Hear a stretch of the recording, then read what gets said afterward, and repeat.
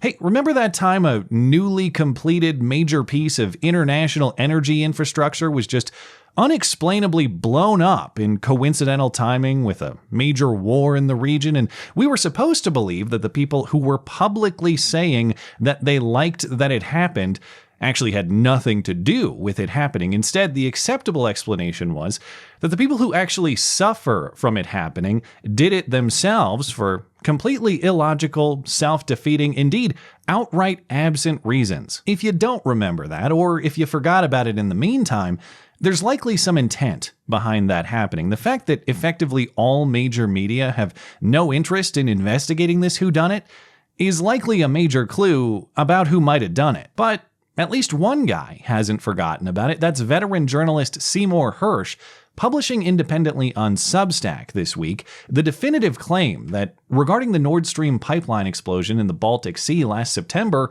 we done it, as in the US Navy, at the direction of President Biden, in cooperation with the Norwegian military, involving several layers of effort to keep everything secret and undetectable. Now, before overstating the story and to avoid any misunderstandings, it is crucial to emphasize this is simply a claim. Demonstrable, direct evidence is lacking. This is killer's lyrics sourcing.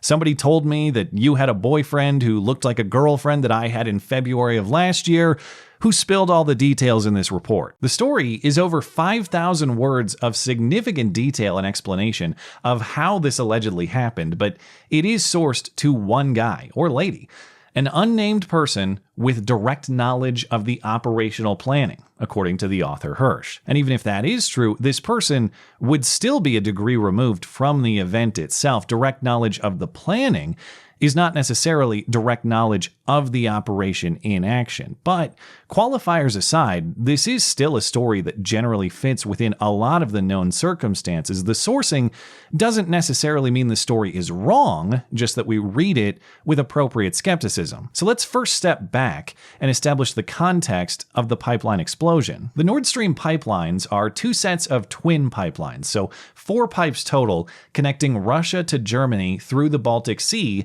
delivering natural gas. Nord Stream 1 was completed in 2011 and has been in operation in the years since. Construction of Nord Stream 2 completed in September of 2021 and would double Russia's capacity to deliver natural gas to Europe. But that delivery has yet to start because of political obstacles. The United States has opposed the Nord Stream 2 project because of concern it will increase Russian influence in Europe, that Europe would become more dependent on Russian energy, and Russia will gain a major revenue stream with which to finance its aggression in Ukraine and elsewhere. The United States tried to obstruct the deal with sanctions against Russian entities linked to the pipeline construction and tried to lobby Germany to reverse on the project. But throughout these efforts, the US was in a diplomatic bind. They wanted to obstruct a Russian adversary, but they didn't want to alienate a German ally either. And so in May of 2021, without success through sanctions, the US decided to end them, hoping to mend German relations to work on other issues for cooperation. As part of a new deal, the US and Germany agreed the next month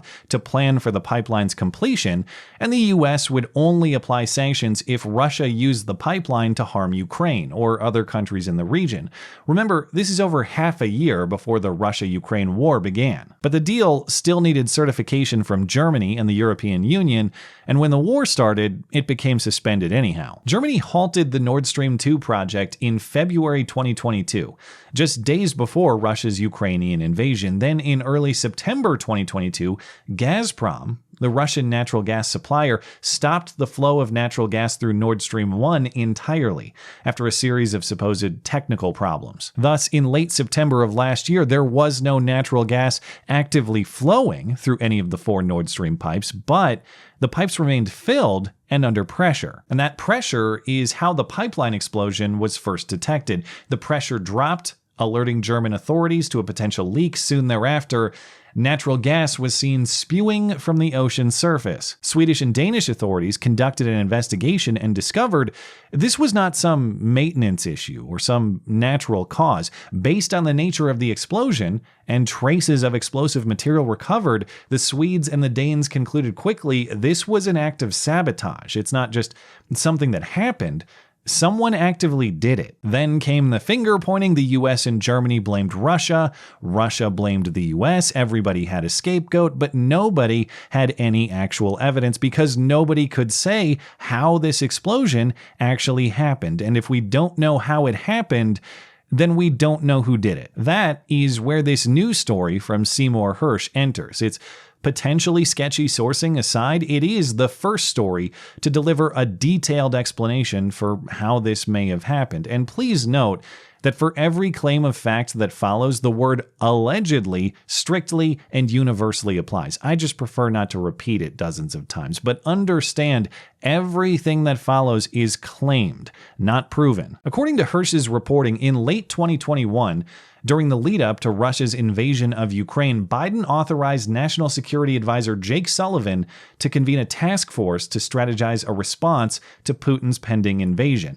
Sullivan intended for the group to come up with a plan for the destruction of the 2 Nord Stream pipelines, this at the personal desire of the president himself. Of course, such a thing would have to be considered and conducted very carefully. According to the source, the group was well aware, quote, "This is not kiddie stuff. If the attack were traceable to the United States, quote, it's an act of war." And so the task force designed the plot to be nearly untraceable. U.S. Navy divers worked in cooperation with the Norwegian Navy to plant C4 explosives on the pipelines to be detonated at a later date. This plan contained several layers of concealment. The planting of the explosives was conducted during what's called Baltic Operations, or BALTOPS, in June, an annual NATO training event in the Baltic Sea where many Allied ships would already be present and not viewed with any sort of suspicion. Now, very conveniently, last year's BALTOPS involved a new event off the coast of Bornholm Island in Denmark. The Navy advertised BALTOPS and Bornholm Island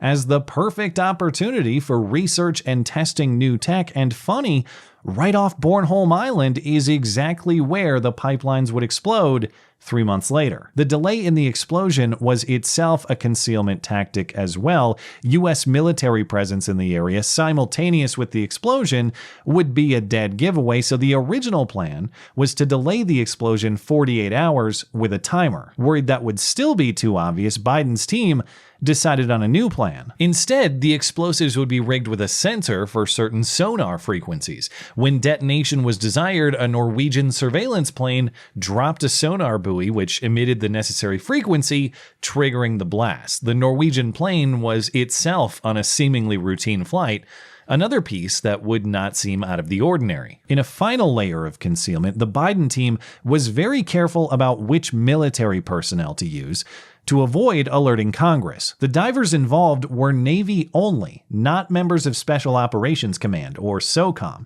Use of SOCOM covert operations must be reported to Congress and briefed in advance to congressional leadership, so by avoiding SOCOM, Biden's team avoided congressional oversight as well. And they would have got away with it too if it wasn't for that meddling anonymous source. It's easy to dismiss this story solely on that questionable sourcing basis, and certainly the skepticism is justified. Indeed, it's necessary, but 2 things to consider: the author and the circumstances. As far as I'm aware, the author, Seymour Hersh, is not a journalistic slouch known for lying. Matt Taibbi confirms this story is authentically Hersh's work, and Hersh is a Pulitzer Prize winner for his reporting on the Vietnam War. His reporting on Watergate led to an award-winning book on former Secretary of State Henry Kissinger. In 2013, he challenged the claim that the Assad government used chemical weapons on its own civilians. In 2015, he challenged the official story of the killing of bin Laden, claiming Pakistan had in fact been holding bin Laden prisoner at the time. Obviously, I can't claim to have read and scrutinized an 85-year-old man's entire career of work, but even with his most audacious pieces, I see only accusations that he's controversial, not accusations that he's wrong, with demonstration how. Likewise, in this story, yes, the sourcing is suspect. Yes, it is controversial in that it challenges an official government narrative. However, it does fit within circumstances that we know are true. On just a broad level, it fits within a basic means, motive, opportunity analysis that applies to any crime. Whoever did it must have all 3. They must be able to do it, they must want to do it, and they must have a situation in which to do it. If we accept the Swedish and Danish conclusion that this was sabotage, well, then it's a short list of countries that even have the naval capability to do it. The US, European countries, Russia, China, end of list. Most countries simply don't have the means. As far as motive, it's hard to argue that Russia or European countries had that. Germany wanted the pipeline done, hence US tensions. Russia wanted the pipeline done, hence US sanctions. And both Germany and Russia had the ability to stop the flow of gas whenever they want to. It doesn't take an explosion for them to stop the pipeline. It just takes a valve closure. The potential US motive, meanwhile, was already established. The Biden team wanted to stop the pipeline through sanctions, but that didn't work, so they needed a new strategy. And of course, there was also eagerness to punish Putin for his Ukrainian invasion as well. The US opportunity, if Hersh's story is to be believed, was naval training in the Baltic Sea already planned to provide the perfect cover. Of course, none of this eliminates China, but even if China has the means and the opportunity, China's motive is entirely unexplained. In fact, given China's strengthening energy ties to Russia, it would be an outright bizarre move, potentially self-defeating like it would be for Russia or Germany. And for those lingering doubts about the apparent US motive, you don't have to listen to me or to Seymour Hersh to establish them. You can listen to Biden and his team. Shortly before the Russian invasion of Ukraine on February 7th, 2022, Biden, standing with the German chancellor, said if Russia invades, the U.S. will bring the pipeline to an end. If Russia invades, that means tanks or troops crossing the border of Ukraine. There will be no longer a Nord Stream 2. We will bring an end to it. How will you do that, since the project and control of the project is within Germany's control? I promise you we'll be able to do it. So in February, it was, we will do it no matter what.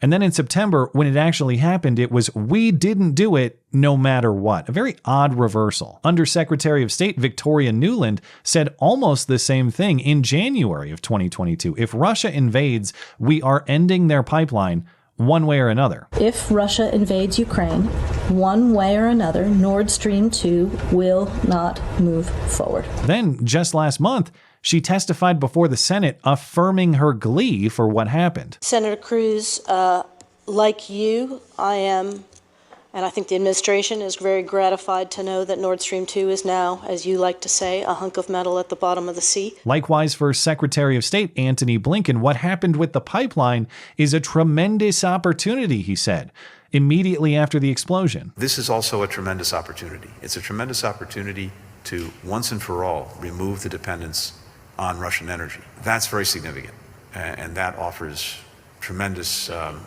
strategic opportunity for the years to come. So they absolutely love that it happened, but they have absolutely nothing to do with it happening. Also, never mind that Polish politician who thanked them for doing it. Former Polish defense minister, now member of European Parliament, Radoslaw Sikorski, tweeted immediately after the explosion, "Thank you, USA," with a picture of the gas bubbles, deleting the tweet shortly thereafter. But of course, despite Hersh's claims and despite their own explicit commentary, both the White House and the CIA have rejected this new report in full, calling it false and a complete fiction. With only the claims of an anonymous source, of course, what we're left with is a decision about who to believe based on the circumstances and based on the messenger. This is ultimately just a guy saying things, even if that guy has a professional track record on saying things, and even if the circumstances do align with what he's saying. Anytime anonymous sources say,